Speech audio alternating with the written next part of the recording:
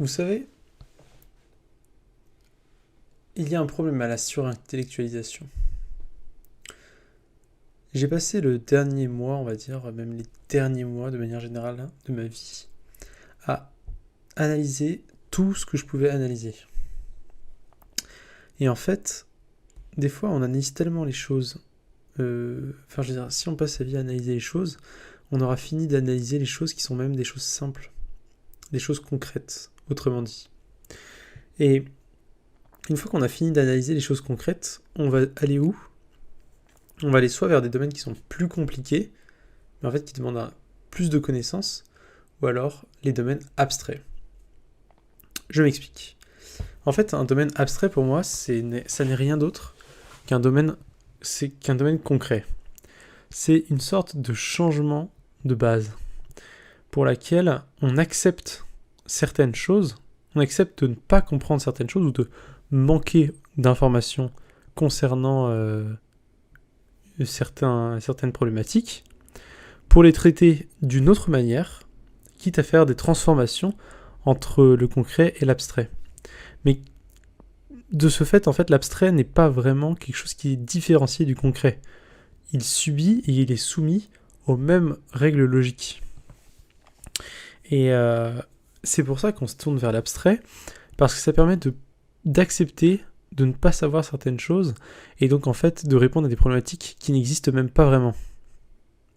Je pense que c'est donc là le premier problème qu'il y a à la surintellectualisation, et surtout à la suranalyse des phénomènes. L'autre problème vraiment majeur qui m'arrive en ce moment, et auquel je suis en train de beaucoup réfléchir, c'est par rapport à l'intensité de ce qu'on le ressent.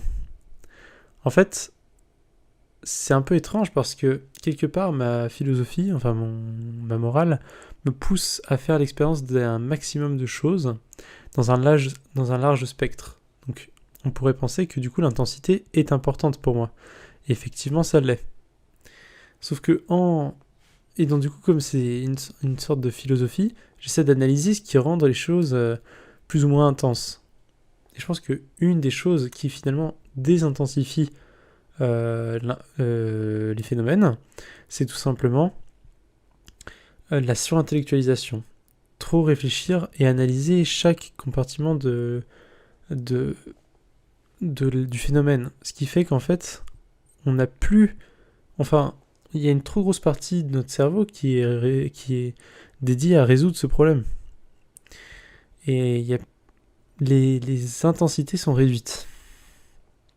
Pour ça, je pense que moi, je suis extrêmement partisan de tout ce qui est principe d'instabilité, où on se met dans des situations où on n'a pas le choix de s'adapter, sinon on va avoir des problèmes. C'est des situations qui sont très intenses, mais en fait, en ayant surintellectualisé les choses, en s'étant détaché des différents sujets, finalement, les choses ne m'atteignent plus beaucoup, ou plus comme avant. Et ça, quelque part, moi, ça me gêne, puisque je veux vivre l'expérience comme quelqu'un la vivrait, et non pas comme moi je la vis à travers de ma connaissance. Et voilà, je pense qu'il y a vraiment ce problème-là, que quand on surintellectualise, on vient se placer dans une sorte d'observateur qui contemple les choses, qui les comprend, mais qui n'a plus de raison de s'investir dedans. Parce que souvent, vous savez, quand on étudie bien un conflit, on finit par comprendre pourquoi les deux parties ont raison, les deux parties ont leur avis. Vous voyez ? Ça n'est jamais très bête. Le fait est que cette complexité par rapport à la vie, on est capable de comprendre quel était l'intérêt de cette complexité. Et donc, on n'a plus de parti pris, puisque les deux avis ont un sens.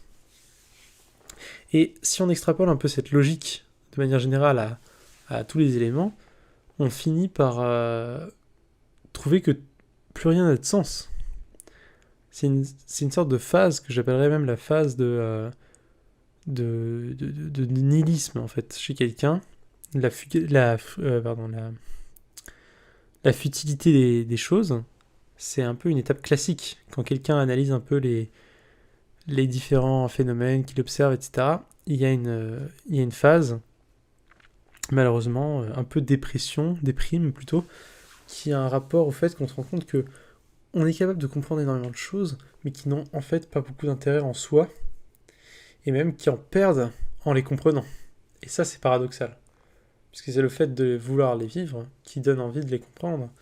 Sauf que, en fait, il faut pas les chercher, il faut juste accepter à les vivre comme ça.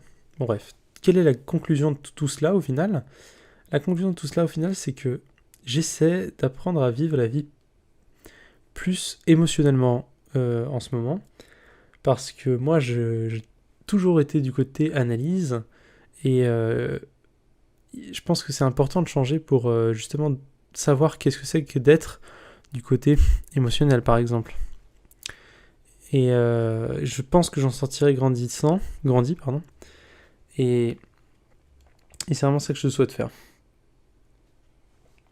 Donc on essaie d'être très spontané, on essaie d'être le plus spontané possible, de faire ce que j'ai envie de faire, de pas me prendre la tête, même si pour moi c'est extrêmement difficile. Et je remarque quand même que je vis beaucoup plus intensément certaines choses en le faisant comme ça.